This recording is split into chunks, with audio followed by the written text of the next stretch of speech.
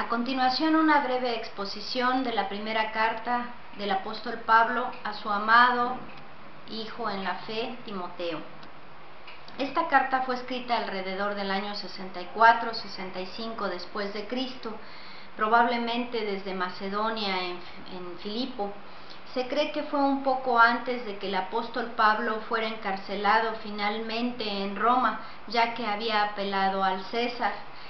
Y fue por el tiempo en que empezó la cruenta lucha y persecución por parte del emperador Nerón contra la iglesia, contra el cristianismo.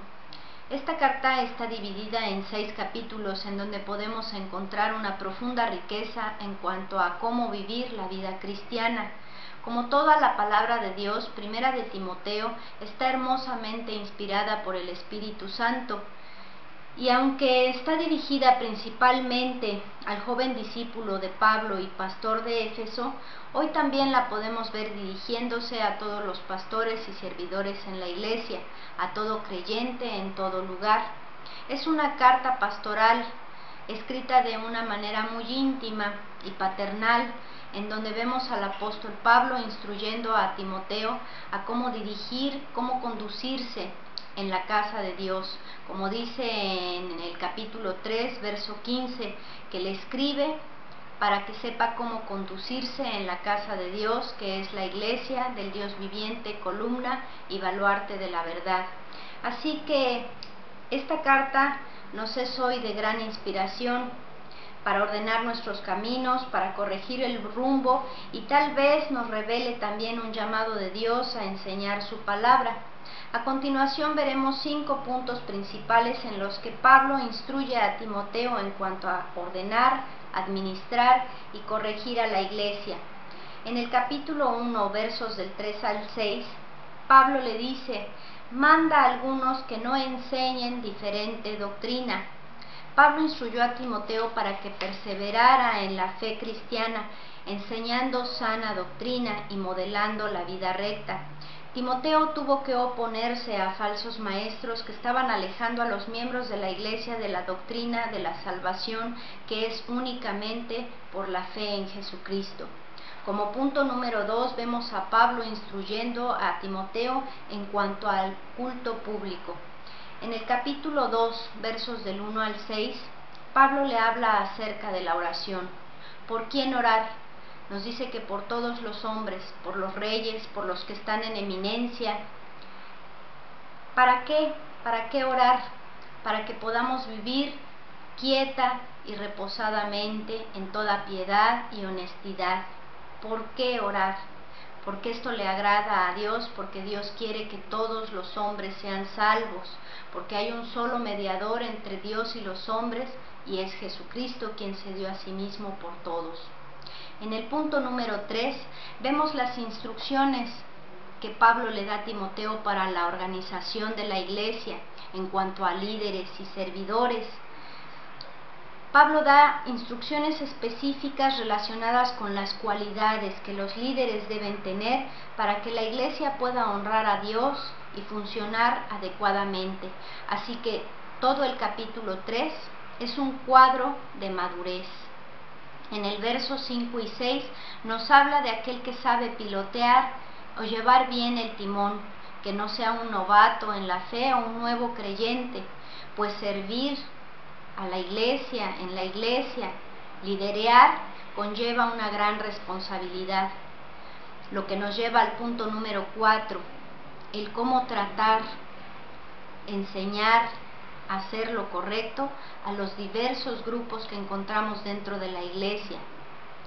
Pablo viene hablándole a Timoteo de enseñar la buena doctrina, de no salirse de las palabras de nuestro Señor Jesucristo. Y en el capítulo 4, verso 6 dice: si esto enseñas a los hermanos, serás buen ministro de Jesús, nutrido con las palabras de la fe y de la buena doctrina. Como hoy en Semilla de Mostaza entendemos y aprendemos que la sana doctrina nos va a llevar a tener una sana fe, y una sana fe nos va a llevar a tener sanas obras, por lo que no hay que hacerle manita de puerco a nadie ni estarlo asustando con cosas que no van, con obras de la carne. Pablo advierte, de hecho en el capítulo 6, en el verso 3, que si alguno enseña otra cosa y no se conforma a las sanas palabras de Jesús y a la doctrina que es conforme a la piedad, está envanecido y nada sabe. Como punto número 5, Pablo termina, como leemos en el capítulo 6, verso 12, animando a Timoteo, como un padre amoroso a un hijo, a pelear la buena batalla de la fe, teniendo presente la vida eterna a la que fue llamado, habiendo hecho la buena profesión. ¿Qué mejor que dedicar nuestra vida y aún nuestra muerte, si es necesario, a tan preciosa profesión? ¿De qué profesión nos habla el apóstol? De nuestra confesión de fe en Jesucristo. Me encanta esta carta porque como un plus, como un extra, encuentro 3 de las 7 palabras fieles, dignas y verdaderas que el Señor nos da para fortalecer nuestra fe y despejar nuestra mente con la verdad. La primera la encontramos en el primer capítulo, verso 15 al 17, en donde nos convence y nos confronta con que somos pecadores. Y siendo pecadores, calificamos a la hermosa misericordia de nuestro Señor. La palabra número 2 la encontramos en el capítulo 3, verso 1, en donde Pablo le dice: si alguno desea obispado o servir en la iglesia, en la congregación, buena obra desea, porque esto nos lleva a anhelar tener madurez en Cristo para poder servir a otros y no nada más a nosotros mismos. Y la tercera palabra la encontramos en el capítulo 4, versos del 6 al 9, en donde Pablo le dice: ejercítate en la piedad. Vemos en el capítulo 3, verso 16, que la piedad no es un concepto, sino que es una persona, y es la persona de Jesucristo. Así que ejercitarse en la piedad es ejercitarnos en Jesús, es perseverar en su palabra, en su ejemplo, en su carácter, enamorarnos cada vez más y más de Él. Así que a lo largo de la carta primera de Timoteo, a Timoteo, encontramos muchas lecciones. Si usted es un líder, un pastor en la iglesia, puede tomar ejemplo de cómo Pablo trataba con su discípulo, en ejemplo, en consejo, en cuidado. Compararse con las cualidades que Pablo da para los obispos y para los diáconos. Si es nuevo en la fe o un nuevo creyente, a seguir el ejemplo de los líderes cristianos piadosos, así como Timoteo siguió el ejemplo de Pablo. Si es madre o padre, recuerde que un hogar cristiano puede llegar a tener un profundo efecto en la vida de cada miembro de su familia.